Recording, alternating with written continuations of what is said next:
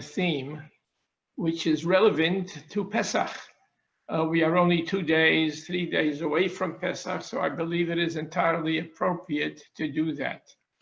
If you, unless you heard or read before, my theme is redemption and salvation.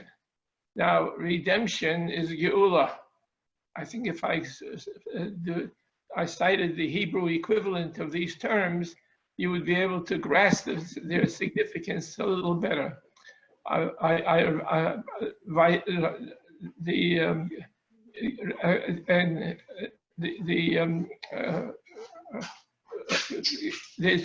going to be dealing with two words, Geula and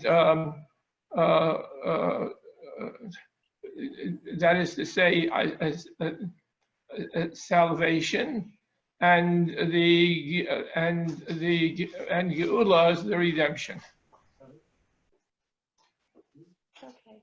Did I say that correctly? We're going to be dealing with Yeshua, which is salvation, and Geula, which is redemption. Both of them appeal and occur by way of celebrations in the reading that we utilize during the festival. Geula, for example, is addressed in the Haggadah, among other places. The Haggadah, in the bracha that is recited last, after the first part of the Haggadah, it reads, Baruch atah Hashem, Asher ga'alnu v'go'al avoseinu mimitzrayim, that you are the ones who redeemed us and our ancestors and our parents. Now, so that Geula covers the entire festival. A greater emphasis is given to the theme of the reading of the Torah on Shavi Shel Pesach, because there we read not about Geula, but rather about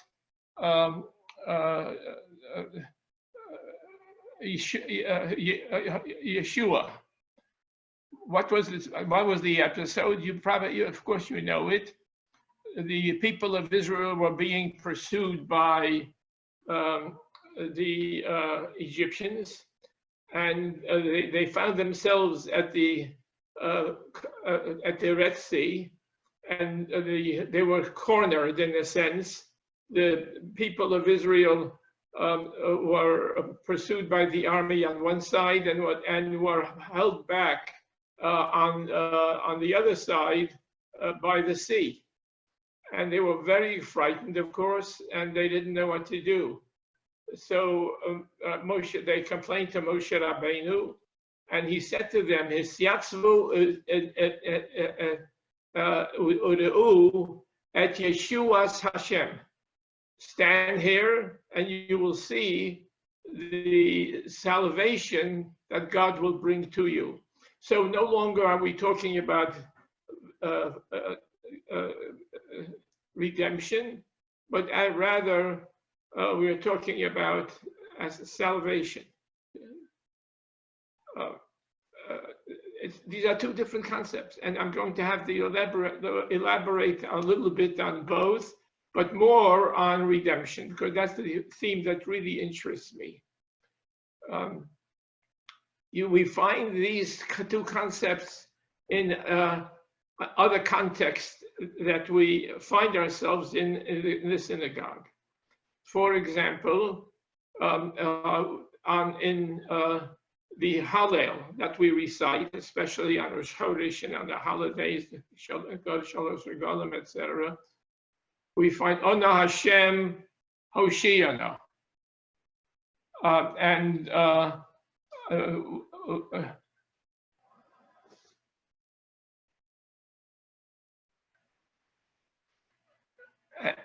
other references to Yeshua. But there are no other, There are no references in the Hallel, to my knowledge, and I looked at the subject very carefully. There are no references to Geula, only Yeshua, salvation, and not Geula, which is redemption. On the other hand, in connection with the Amida of the weekday service, we find that there is a lot of emphasis to Geula, but not so much, although there is, to Yeshua. And of course, Geula, it becomes a very an essential part of the tefillah. One of the brachos ends, Baruch atah Hashem Goel Yisrael, in the present tense. The Shemona Esrei, the Amida, ends, Baruch atah Hashem Goal Yisrael, who, this is the past tense.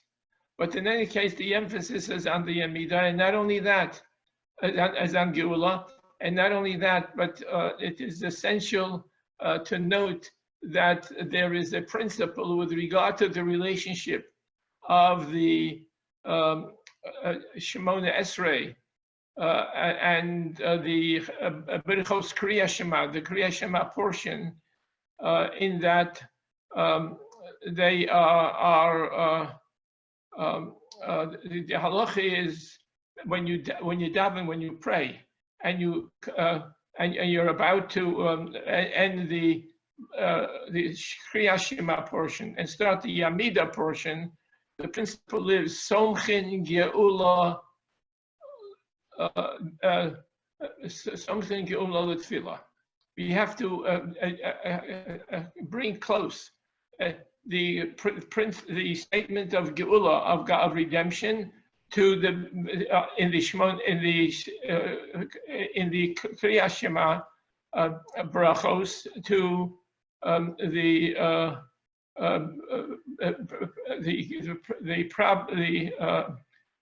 the prayer of Amida. The two are to be attached. So, and in the Amida, there is a reference to Yeshua as well, but mostly the emphasis is on Geula. So what is the difference between the two? One of the differences is very obvious, and it has, of course, been noted. With regard to Geula, with regard to, let me start the other direction. In regard to Yeshua,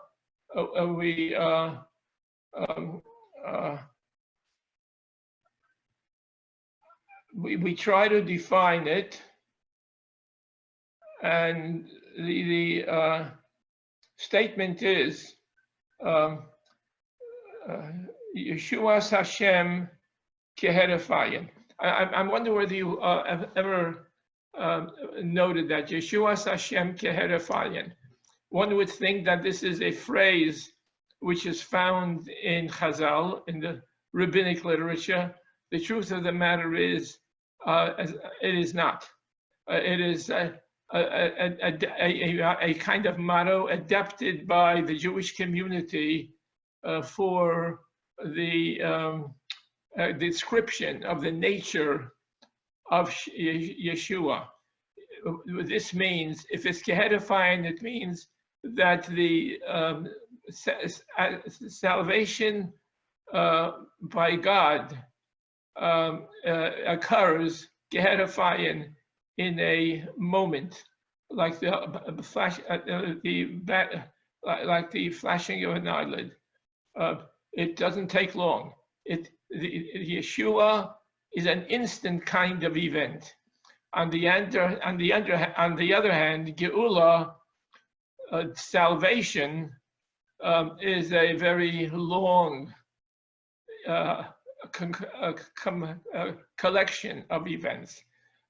So that, for example, the first Geula, the first redemption occurred when the people of Israel left Egypt. is called Geula Rishona, the first redemption. In the interim, we've had several redemptions. The redemption of the people of Israel, because of which we celebrate Hanukkah. That's another Geula. It's called a Geula. We had the redemption of the creation of the state of Israel. When you read the prayer of the state of Israel, you read the phrase Reshit, Reshit, Kehilat, where is it? Smichat Gulatenu. Who said that? Svira. Reshit Techilas Geulasenu. Which no, it's Smichas Geulasenu. Reshit Semichas Geulasenu. The beginning of the flowering of our redemption, so that now and then of course we have the final Geula, which hopefully that will be the final, and the present Geula will be the final, and that refers to the Geula Achrona. And that is the time of Mashiach. The period of Mashiach will initiate and conclude with a Geula, and that's the most important Geula. It is not the case that the Geula of Mitzrayim is more important than the other Geulas. The Geula of the last Geula, the Geula with the arrival of the Mashiach is really the final one, the final Geula, which strikes an interesting contrast, because it turns out that the time of the amount of time that it is taking and will take the redemption of the people of Israel is practically the entire Jewish history. It starts with the Mitzrayim, and it ends with the Geula of Mashiach, and Mitzrayim in effect is the beginning of history, and Mashiach is the end of history. And so while the Yeshua is an instant, a moment, a minute, very precise and confined episode, a Geula covers the entire history of the Jewish people. And this is very important because we find something very interesting, that is that Rabbi Adenstein Zalz once made an observation in which he said, Jewish history has a happy ending. What is the happy ending? The time of Mashiach, but it has a happy ending. Now, what was he trying to say? Apparently, they were talking. He and some others were talking about the comparison of the nature of Jewish history and the nature or the meaning of history for other peoples, and because of the fact that the Jewish history has a certain kind of ending. It's a very happy one, the Bias HaMashiach, the arrival of Mashiach. He described it as by saying that the Jewish the end of Jewish history is a happy one, as distinguished from what? From whom? What was he comparing it with? Rabbi Steinsaltz is very well immersed and understands science, And I think that rather than a comparison with, let us say, another faith like Christianity, he was making a comparison between Judaism and science. Now, and that is the more popular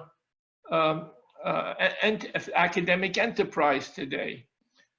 So he noted that while what he was trying to say was that while Judaism has a happy ending at the end of Jewish history, science does not. And I'm going to mention perhaps one or two non-Jews, well, no, we shouldn't say non-Jews, one is Jewish, or was Jewish, he passed away. Bertrand Russell and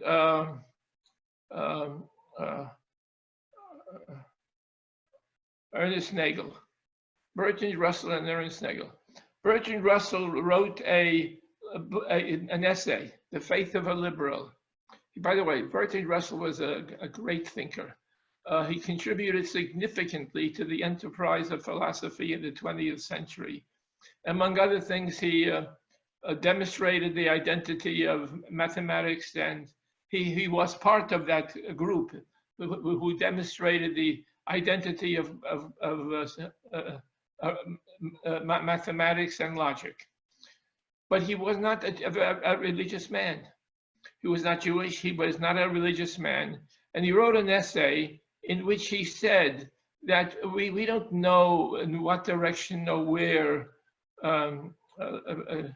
science is the world is going under the tutelage of science, but I believe that the probability is that the end of history will be a total and utter destruction of the universe. And that is a very significant thing. You cannot say about Bertrand Russell that he believed that history has a happy ending. On the contrary, it has a very sad ending. And this means something else. Ernest Nagel, who was a Jew, was a professor at Columbia University. I happened to be a student of his, and he was the sponsor of my dissertation. And he wrote an essay in defense of atheism. Don't be surprised that I had contact and an association with a heretic.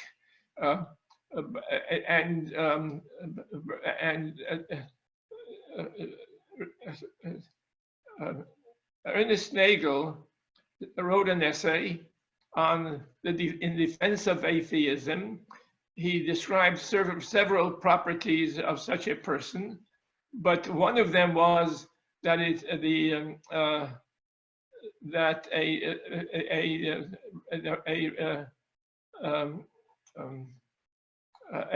atheist is one who is a thoroughgoing pessimist. He's a thoroughgoing pessimist. And this is something which is troublesome to a Jew, because Judaism essentially is an optimistic academic or non-academic and a very optimistic religion, even more so than other institutions that are religions and who share our concept of God.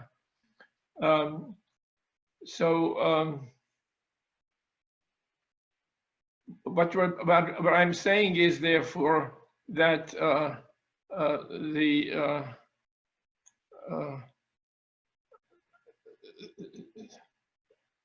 according to this conclusion, the Geula, redemption, extends throughout history and is, in fact, a concept which places the Jewish religion, Judaism, into the court of optimism, which is very gratifying, because if not for optimism, Judaism would not have survived over the centuries. Let me point out what kind of optimism we are talking about. There are two kinds of optimism. One is rational. That is to say, if an army goes to battle with another army and possesses the military equipment and the military, a high quality military, very well versed in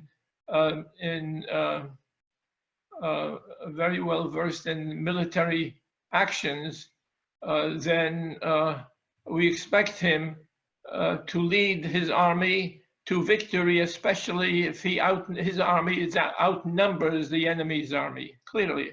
And that's a rational definition of optimism. But if you have a group that is a small group and fighting a large group, and notwithstanding, and a large group that is better equipped, etc., and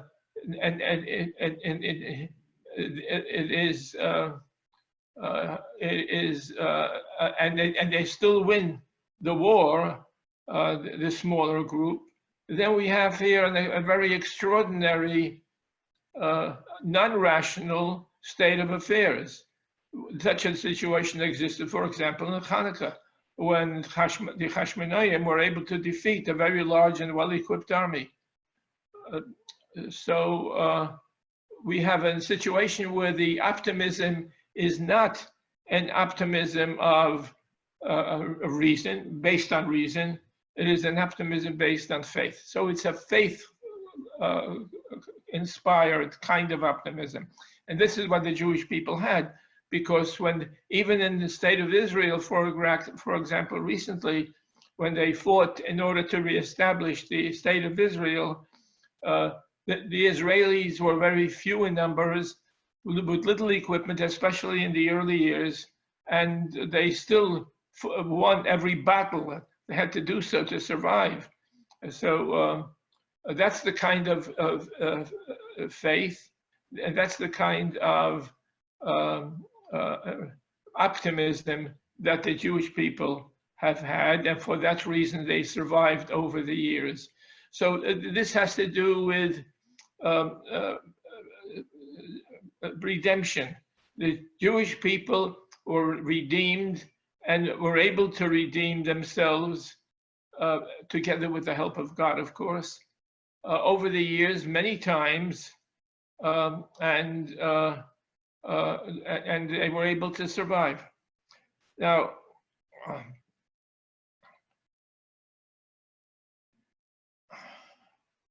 I will proceed to the next point that I want to make, and that is that one of the fundamental principles of redemption, which I find very fascinating, is that the Geula requires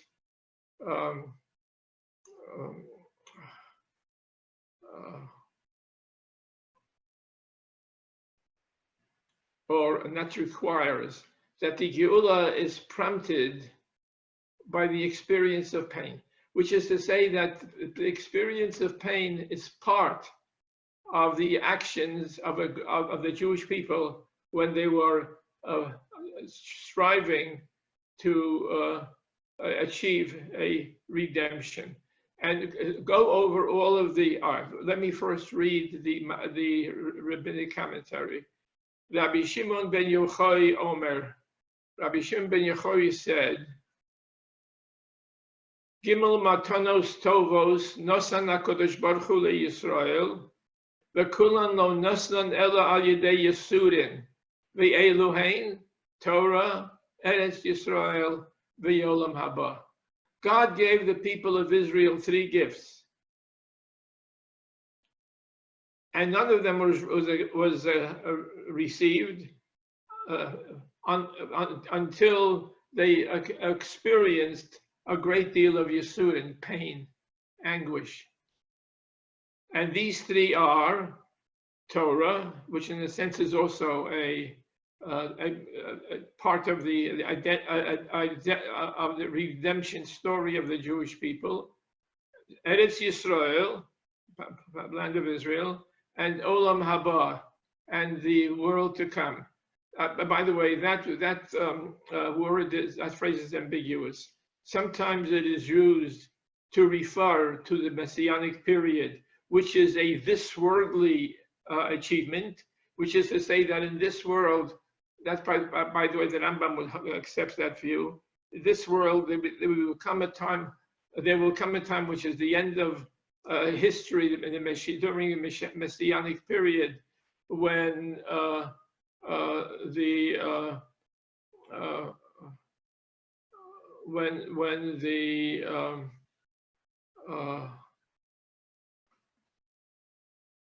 let me see.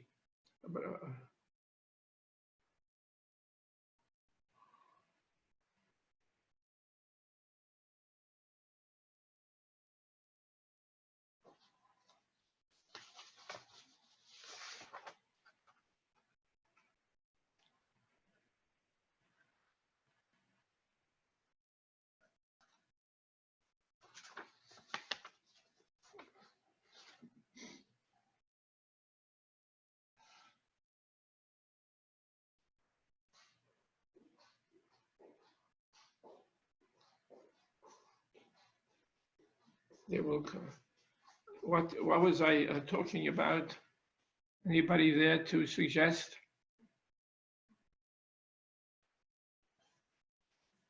We're talking about Olam Haba, Rabbi. What? Olam Haba. Is that the Oh, yes. third, Olam Haba. the Why don't you- Olam Haba within this world, this worldly Olam Haba. And the Shita of the Rambam regarding Olam Haba being unworldly. The Shita of the Rambam is a this-worldly concept. It refers to the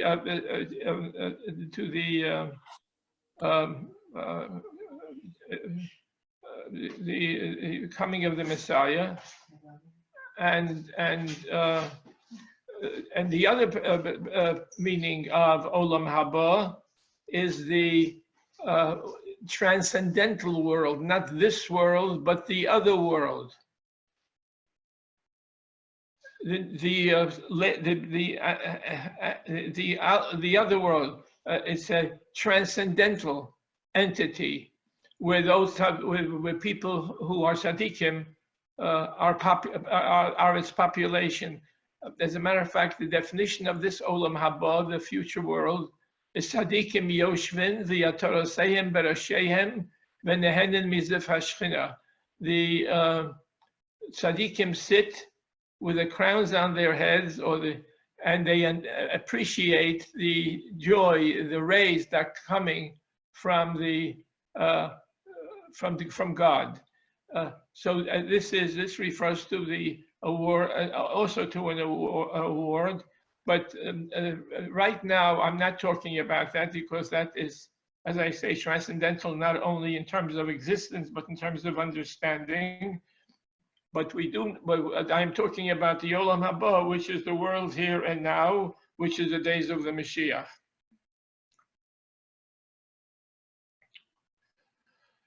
So we are making the statement that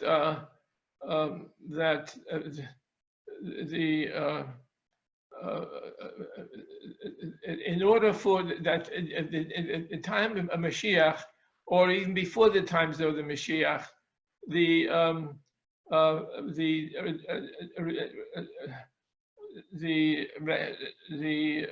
victories, redemptions that took place in connection with pain, with the experience of pain, with very severe pain. And if you consider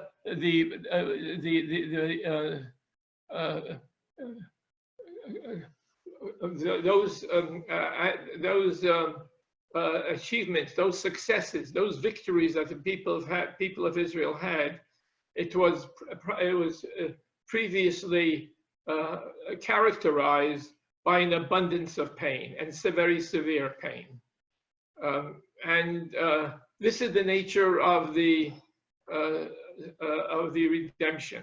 There's a difficult experience, and as you will notice, if we take into account the pain that was experienced by the people of Israel before they left Egypt, and even after they left Egypt when they traveled through the desert, that was one kind of pain and one kind of experience. The pain that they experienced with the hands of the Yavanim, the Syrian Greeks, in virtue of which we celebrate their victory, the people's Israel's victory on Festival of Hanukkah. The pain experienced by the people of Israel for thousands of years, almost 2,000 years, when they recreated, especially the Holocaust, of course, when they recreated the state of Israel. And according to Chazal, according to the rabbis, they're going to experience that pain. I'm not saying, I don't know how much.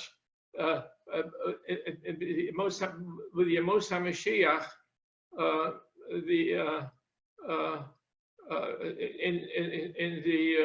in days of Mashiach as well. It just struck me that the days, even it's very striking. It's a little bit of a contradiction, but the Torah, we read in the Torah on Shvi Shel Pesach, that passage in the Torah which talks about Kriyas Yam Suf, crossing the Red Sea, and in which the phrase Yeshua appears rather than Geula. Hisyatzvu ureu Yeshua Hashem. You stand here, Moses said to the people when they were unable to move either way because of the Egyptians on one side and the sea on the other side. Hisyatzvu ureu et Yeshua Hashem. Stand and see the salvation of God. The salvation took place just for a moment, and it is not therefore a redemptive event. A redemptive event is part of a sequence extending for the entire history of the Jewish people, and each one of which is accompanied by pain. But in this instance, and by the way, however, the Haftorah of that day it is rather one which refers to Geula. It refers to the Bias HaMashiach, and in a very famous chapter from Yeshayahu. And it's read not only on that day, it is also read on Yom HaAtzmaut, because of the fact that that reflected what was the intent of the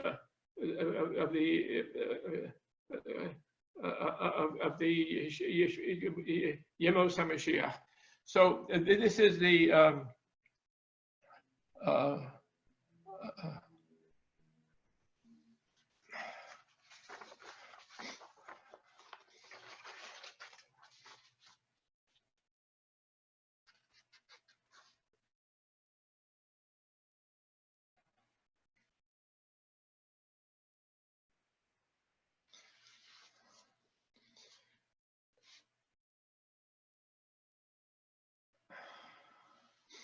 and why was this necessary? Because in all of the instances where Jews really suffered, as individuals, as groups, as a country, as a community, total community, it was for the purpose of achieving or cultivating the quality of anivus, humility. And that was very essential in terms of the achievement by Judaism and by the Jewish people of what they wanted. Um,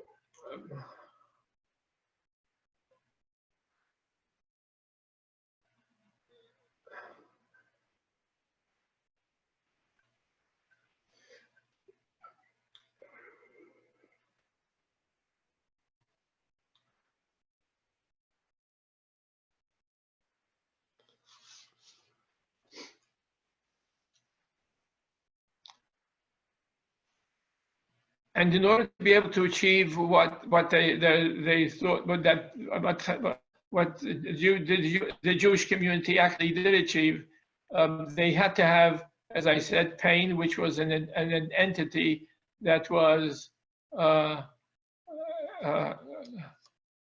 enabled them to achieve the kind of humility that was essential.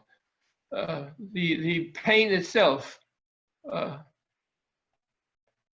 Well, let me go on and develop this a little bit. We speak of humility. There are two kinds of humility. One is humility in relation to God. The other is humility in relation to man.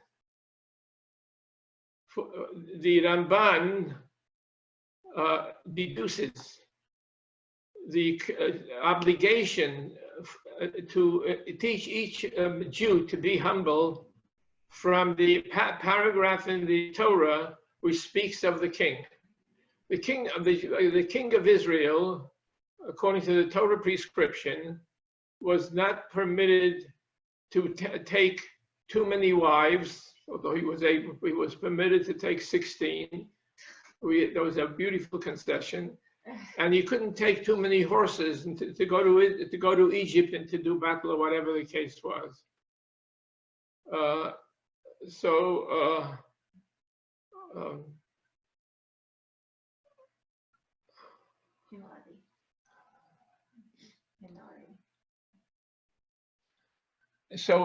And why was he not permitted to take more? So the Torah says explicitly, "Levilti rum levavo miyechav," in order that his heart shall not be lifted above his brothers. What does that mean? He's got to be humble.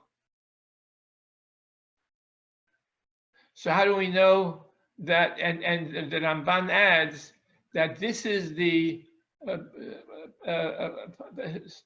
verse that was used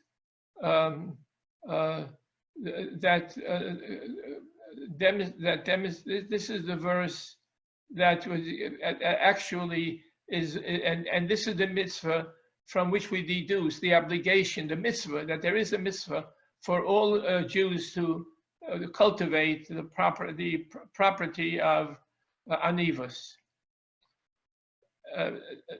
But there is also another kind of anivus, and that is in relation to God. With a human anav, we are told, "Shelo bilti rum levavo miyechav," he should not raise his heart above that of his brothers. He should regard his brothers as equal to himself, and with the humility in relation to God, which is the more important one. The principle is that a person should not think of himself as possessing any value in relation to God. There is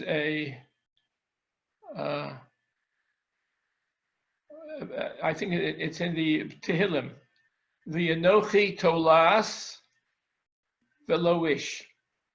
I am a worm, not a man. That's the kind of humility that is essential in relation to God.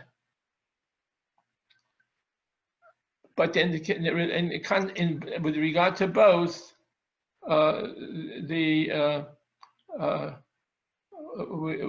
in order to achieve that state of humility, we have to submit to the kind of pain that the people of Israel did.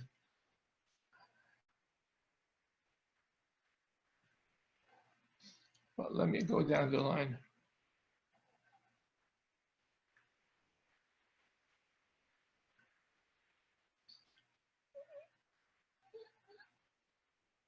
All right, let me go on. Today, people do not necessarily go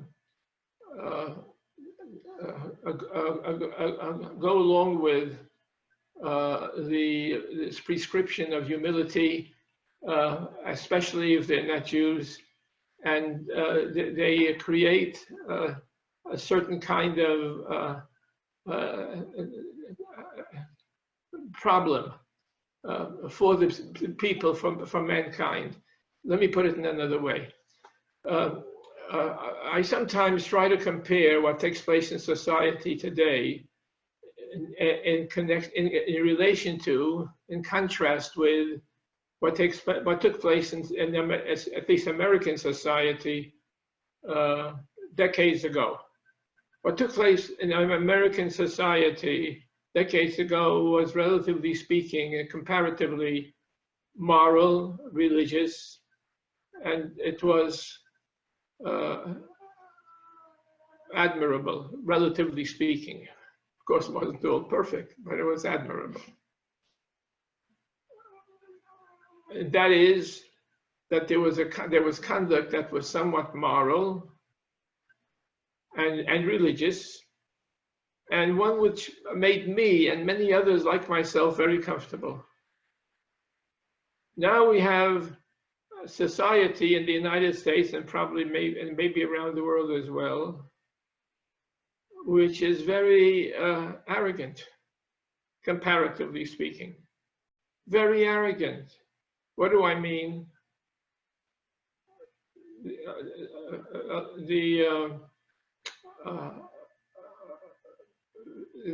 There have been episodes in this country in which some people who are anti-religious, atheists, but for some reason hated God. And so they took initiatives by way of destruction of religious objects in a religious institution, not necessarily Jewish, and they heaped contemptible adjectives at God and the concept of God and the idea of God. Why did they do this? Because of arrogance, not because they were able to prove that no, God does not exist. I must tell you, I spent some time on this. We have many proofs for the existence of God. Proofs, which means logical proofs, which are deduced from certain considerations. They are called by their names. They're an ontological proof, teleological proof, physical proof, etc., etc. And none of them are valid. None of them is valid. So it's true, they are right in that case. But if they're not valid and the proofs are not, in other words, if we have not proved the existence of God, we certainly have not proved that he does not exist. Then what justifies this kind of behavior on the part of these people? Nothing but arrogance. And when I see, for example, or read about taking the fetuses from a womb and killing it and justifying it as an acceptable procedure, then I find it very, very difficult, because this is, in my mind, a direct violation of a fundamental principle in the Aseret HaDibros, named Lo Tirsach, don't kill. It's terrible, Retzicha, this kind of killing. It shouldn't. And the fact that it's a society, a community, or several states in that society, or that federal state, took it upon themselves to justify it, to justify murder.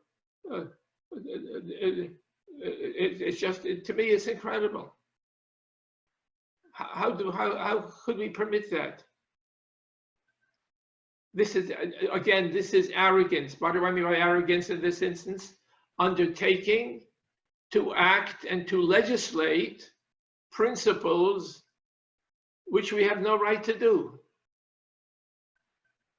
because such principles emanate from God, the Torah, maybe reason, but they are objective, and no one has dared up to this point recently to take matters like this into their own hands and to allow individuals, the doctors, patients, etc., to commit murder. And this is what I mean by arrogance. And I'm troubled by it.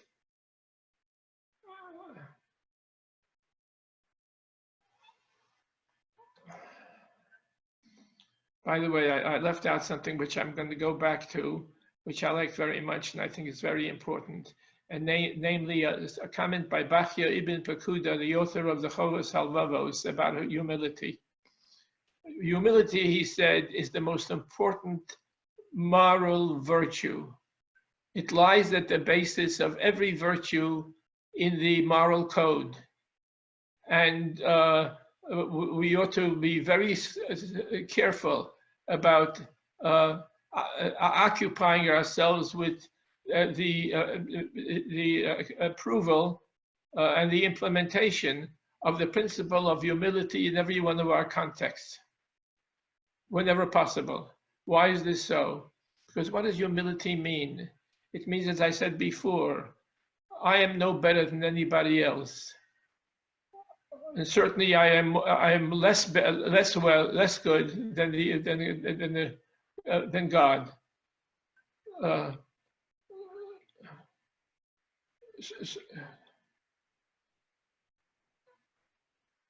Now, so why is this? Why does this lie at the basis of all moral virtues? And the answer is very simple. It's somewhat confused sometimes because. Are you aware of the difference between ethics and morality? You have to read Aristotle in order to grasp the difference. Morality has to do. Let me start with ethics. Ethics has to do with doing the right things in everything in your life and society. It applies not only to someone else, helping somebody else, helping yourself. To live well, to live correctly. This is the way Aristotle put it. Morality has to do with a whole set of principles whose intent is to do that which is right for other people, not for yourself, to help them when they need it. And so for that reason, humility, the ability to suppress one's own ego, one's own self in order to be of service to others, is something which is essential to every moral principle, and therefore, especially to humility, and therefore humility is the basis for all morality, and this is what I believe was meant by Rabbi Bachya ibn Pekuda. In any case, we are facing today a very difficult community. It's very distressing. I don't know how to reverse it. However, right now we have a pandemic. What is a pandemic? It is a disease that attacks people throughout the world in almost every part of it.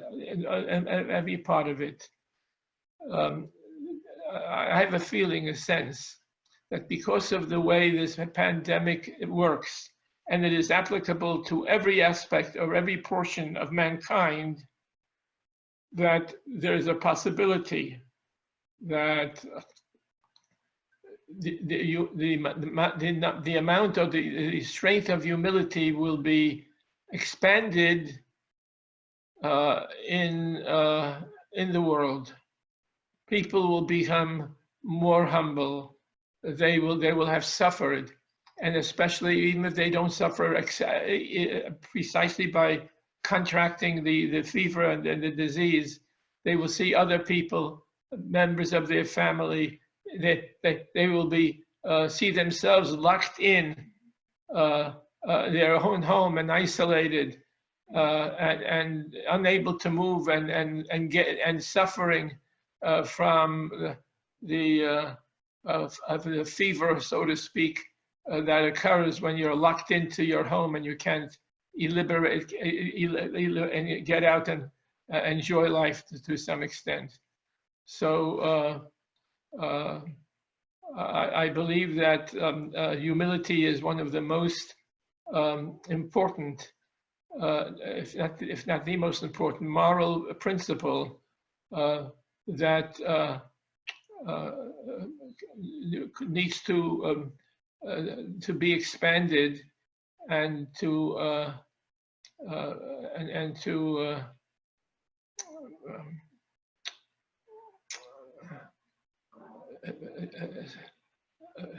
maybe as a result of that reduce the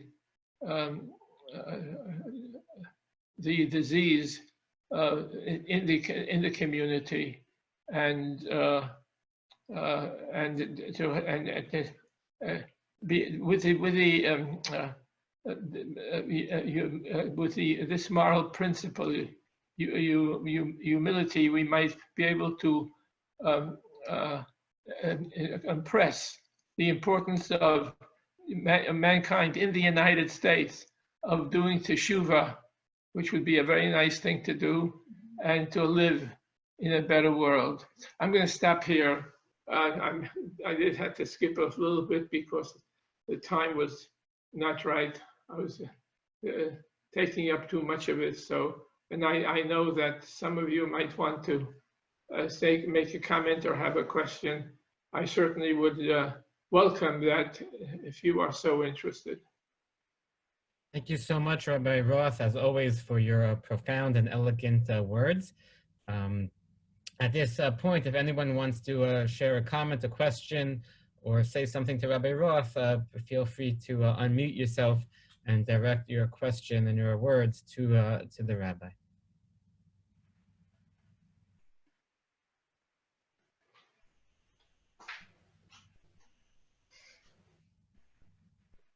Thank you, Rabbi. Thank you, Rabbi Roth. Thank you, Rabbi Babbage. Thank you. Thank you. Thank you, Rabbi. It's always good to hear the perspective of, as I'll call you, an elder statesman.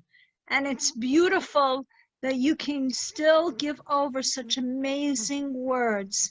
So thank you so much for the encouragement. And I'm going to remember always as I walk along my street today, tomorrow, in my house, everywhere I am, to be humble. So thank you so much. Thank you. Rabbi, thank you. You, as always, are extremely inspiring. Oh, Andy. Thank you, Rabbi. It's a pleasure to hear your words. You at the end rather than at the beginning. Oh, the whole thing. Okay. From the beginning. Thank you, Rabbi. It was really a pleasure to hear your voice and to learn from you, and you're missed here, and this was really a wonderful way of connecting to you. Thank you. Thank you very much, Barry. I'm very grateful to you. Barry was once the dean of my college where I taught for many Yeshiva College. And it's nice that you have joined us. And I thank you for your comments. Rabbi, it's Yitzchak. I have a quick question. Some of the things you mentioned, how do they relate to liberal values? Is there an inherent conflict between liberalism and the ideas that you were expressing just now? Well, we have a very difficult time answering that question until you give me a definition of liberalism. Correct. Good question. There are many ways of defining the term. I would define liberalism. In the original sense. But now you know, I'm not a socialist. In the original liberal sense, like that of John Stuart Mill, a liberal is a person who was very concerned about giving and granting to every individual his rights, whatever they are, all of them. And it's very much different from the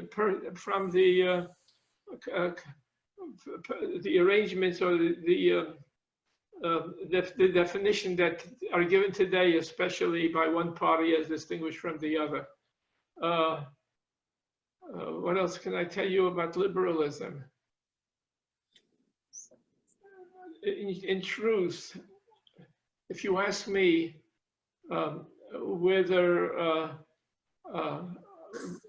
if you ask me what kind of government the Torah allows, it's not an easy question to answer. First of all, because the Torah allows and even precisely states a monarchy.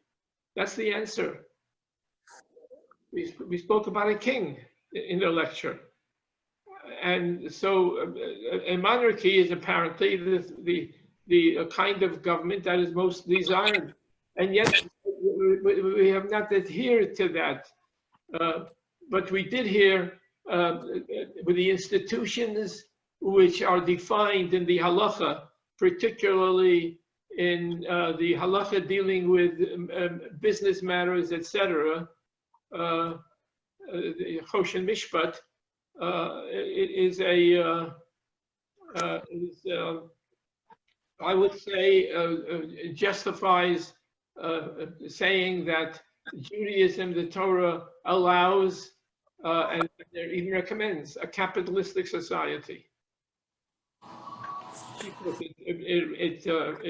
It recognizes the right of personal property and financial transactions which could be regarded as being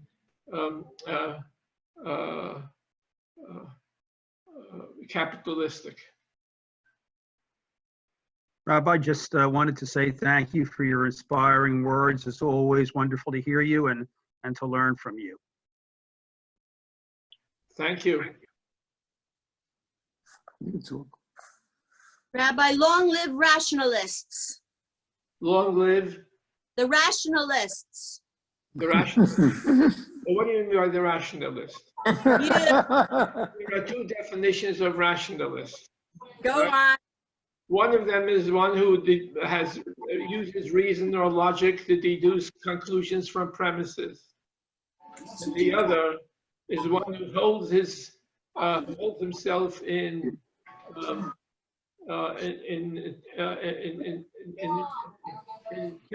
intention of sorts, of one who would not allow action according to his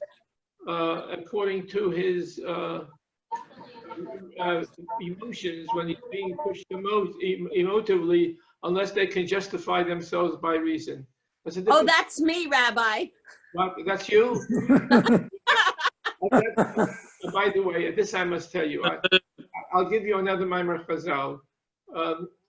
There's a difference between Yetzer Hara and Yetzer Tov. So there's a midrash, and the midrash says as follows: what is the Yetzer Tov? The good inclination. What is Yetzer Hara? What is Yetzer Hara? The bad inclination. Not the good inclination, but it's a better inclination. The evil. Enter? The bad one. No. The evil one. Now listen to this. Shelamole Yetzer Hara. Or not for the existence of the Yetzer Hara, the so-called evil. So far. A man would not marry a woman. And he would not engage in business. Maybe one other thing or so. in other words, the Yetzer Hara is the emotional life. The Yetzer Tov is the rational life. The emotional life expresses itself very often in extreme ways, breaks through the barriers of acceptability, and so the Yetzer and the Yetzer Ra. So the Yetzer Tov is required to restrain him from when he wants ever at any time to break through the barriers and do what should not be done by reason. In other words, it's the Yetzer Ra providing the impulses from his emotional state, and the Yetzer Tov who keeps him bounded. And these emotions are very important. They are the motivating sources of getting married, of creating, of building a house. But still, the Yetzer Ra, which is the emotions, is sometimes goes too far and strays from the proprieties and the acceptabilities of reasonable criteria, and so therefore we need a Yetzer Tov to restrain him. Rabbi, can you hear me? Yes.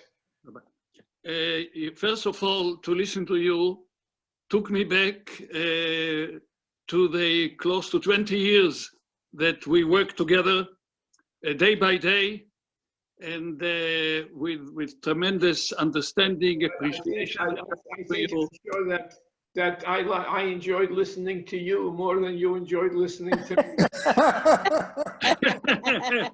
Well, I don't know about it. All I can tell you that you took me back to those years, to those close to 20 years. And you took me back to that, and Beatrice is next to me, and she said exactly the same. So first of all, Yasher Koach. But since I'm a man of prayer, we all are people of prayer. Whilst you were talking about Geula and Yeshua, I took out 2 Sidurim from my library. And I would like to ask you something. First of all, in Shmone Esrei, we say, Re'e ve'onyenu v'riva riveinu ge'aleinu me'era le'man shmecha. And you are right. You were 100% right. Geula, as I call it, is a process that takes time. Uge'aleinu me'era le'man shmecha. Why do we use the word me'era? Wouldn't it be sufficient to use Uge'aleinu le'man shmecha? We want to have the Geula. Why Mehera? That means that it's taking its time. And of course... Why do we say Cantor? Why do we say Ba'agolov is man koriv when we say Emisha Beirach? That's right. That's it. We want to be healed immeditely, and we want to be liberated immediately. That's right. But it indicates to us, that the Geula is a process that we do not know when it will be fully accomplished. Absolutely. And so it's okay. Now, later in Shmone Esrei, and I opened the Sidur of some great Rav that you are a professor of his Torah, and that Rabbi Samson Raphael Hirsch Sidur that I have here with me in the country house in my big library. Es Tzemer David Avdecha Mehera Tatzmiach. So we have both in the Geula and in the Yeshua. Ve'kanot harum b'yeshuasecha, ki l'yeshuascha kivinu kol hayom. In other words, the Yeshua, according to the Es Tzemach David, could perhaps be interpreted that it's all not, you mentioned Yeshua's Hashem keheref ayin, that the Yeshua will come quickly, but here we ask the same about Yeshua as we ask about the Geula. And may I read what Rabbi Samson Raphael Hirsch says about the bracha of Matzmiach Keren Yeshua. And he says, the horn of salvation, which is God's to give, grows slowly and almost imperfectly, but all the more constantly and with ever more enduring strength. So my question is, where are we? Is Geula, in terms of timings, in terms of process, the duration of this kind of process, is Geula and Yeshua the same length, or as we said, what you said at the beginning, Yeshua's Hashem keheref ayin, and Geula takes time? That's my question. That's a very good question. It arises because of the differences of opinion and the different ways in which concepts are frequently interpreted by different people. So, you know, if you come to me and find a scholar, a Ben Torah, defining the different of Geula and Yeshua differently, I will not object. I will say here he has a right to do this. But this is the way I understood and I understand what I have said to you, and I hope that I agree with you. That I also felt the same way, that the Geula is a process. Yes, of course. Yeah. I mean, when you say Yeshua is the keheref ayin, it's keheref ayin does not mean 1 second. That's and right. In relation to the time that it takes for Geula to be realized, Yeshua is 1 second. But objectively, if you take a clock and you want to define precisely the time that it takes for, I mean, after all, when the people were standing at Yam Suf, and God said, Moshe Rabbeinu said, it's Yatzhu Ur'u. It's Yeshua's Hashem. It's Yeshua's Hashem. I didn't have a clock there to determine how long it took for this transaction to take place. So, but at that time, they didn't have clocks, Rabbi. Oh, yes, they did. They had clocks. They used the sun and the shadows of the sun, etc., to determine the time of the day. That was never precise. That's right. It depends whether it's in the winter or in the summer, but here it was in the spring. Not only that, it depends with the accuracy of the timepiece of the clock. Yeah, yeah. But thank you. That's a very good comment. And the weather. It's excellent, a tremendous presentation, and I think you ought to make it more often. You know what that means. I know what it means. I know what preparation I'm beyond the lecturing days, but this, after all, is my synagogue, Fifth Avenue Synagogue, and when they invite me, it's difficult to say no. Right. But I tell you, it was very good what you said, that there are hurdles on the way to the Geula. And I think that what I'm going to speak a little bit on Thursday to our shul also, like what you are doing now, about the Holocaust, some thoughts about the Holocaust. Sure. I am not a theologian, but as I said, I'm a man of prayer, and yes, there are always hurdles on its way, and eventually we'll get there. With God's help. Yeah, Bezrat Hashem. Enjoy Florida. It's wonderful. You look well. You look very well. Get back. I miss the people of Fifth Avenue Synagogue. So do I. So do we, Rabbi. We miss it. I sit here in the mountains, and I am closer to God, and I talk to Him all the time, and I say, come on, enough already. Enough is enough. Okay, all the best, and keep enjoying yourself. Don't rush to come to New York so quickly. And stay safe. The main thing is to stay safe. Right now, I'm cooped up in the cocoon. No, it's okay. It's okay. It was outstanding. I hope it was recorded, because we can draw a lot of things. It was Ledrouche, and really. Well, we could ask Sheila. Is she here? I'll ask her. It says recording, so it must be recording. It is. Recording. to Aria. She called up to find out. Okay, our granddaughter Aria called up and she spoke to the Savta, to Beatrice, and she wanted to know what is Rabbi Roth talking about. Oh, good. So I told her. She's only 17 years old, you know, but she knows she. I'm sorry? She's not in college now? Well, she not yet. She's no, she's not in gap year. She's a senior in high school, but there is no school. But she does a lot of work online or whatever it is. I see a nice couple looking at me here. So nice. The Goldman, so nice to see you. How are you doing? Okay, I'd like to make one point, that by us getting together here, we are all together, even though we're all over the place. You're in the mountains, I'm in the Hamptons, the rabbi's in Florida. We still have a connection. Rabbi Babish is in Fifth, is still in Manhattan. We're all connected. Am Yisrael Achad. We're all with the gift that God gave us of technology. I was just going to say thanks to the guy who invented all these technologies. But I think the era that we're in now is humbleness. We are all humbled. We are all humbled by this event. Yeah. This has humbled everybody. No question. Absolutely. No question. Beatrice and I send you all our regards.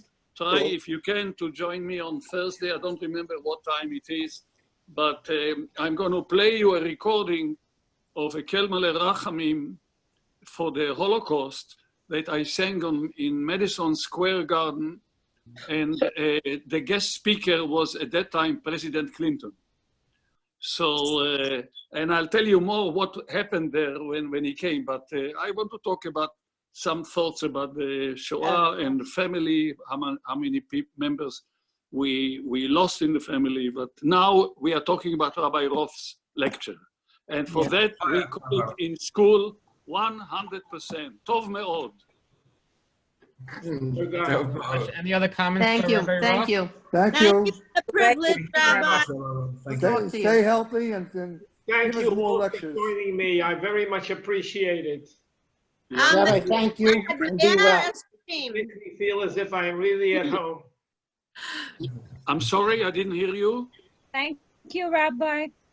Thank you, Rabbi Roth. The rabbi said. Thank you, Rabbi. Okay, Thank you, Rabbi. Roth. Stay well. Thank you, Rabbi I Roth. can see you too. Thank you, Rabbi. Thank Wish you, you well in Florida. We really enjoyed it. Thank you so much. Thank you, Rabbi. Seen you in more than a month. Who Thank you, knows? Rabbi Roth. Enjoy your time in Florida. We do look forward to your speedy return at the right time back in New York. A reminder to everyone that tomorrow morning we have a virtual Shachris beginning at 8 a.m. And tomorrow evening we're going to commemorate Yom HaShoah with the guest speaker, Rabbi Stephen Weil.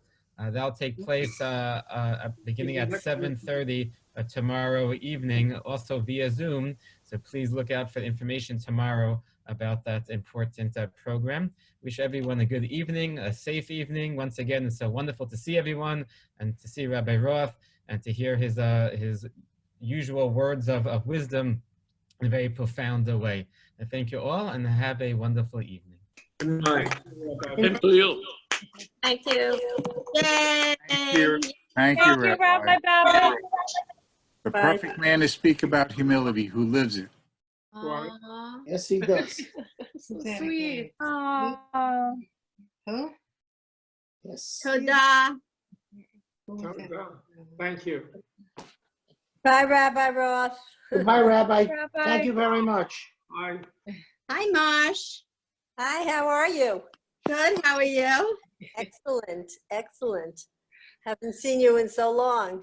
Too long.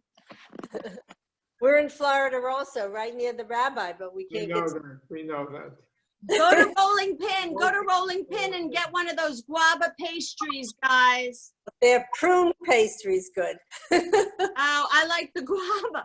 I love the guava. I don't Bring know it if home. On home. Rolling Pin, right?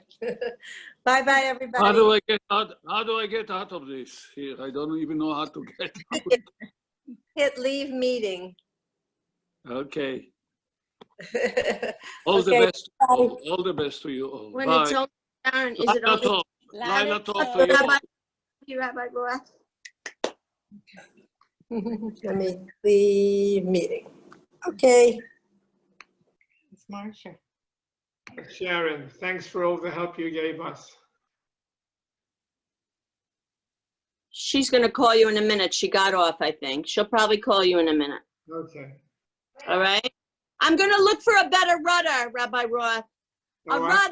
rudder to my sail or a tether to my balloon, I think. You did a very good explanation. I love listening to you. Thank you for making my day so wonderful. Hi, Deb. Bye, guys. Love you. Bye. I don't know how to turn it off either. She put her.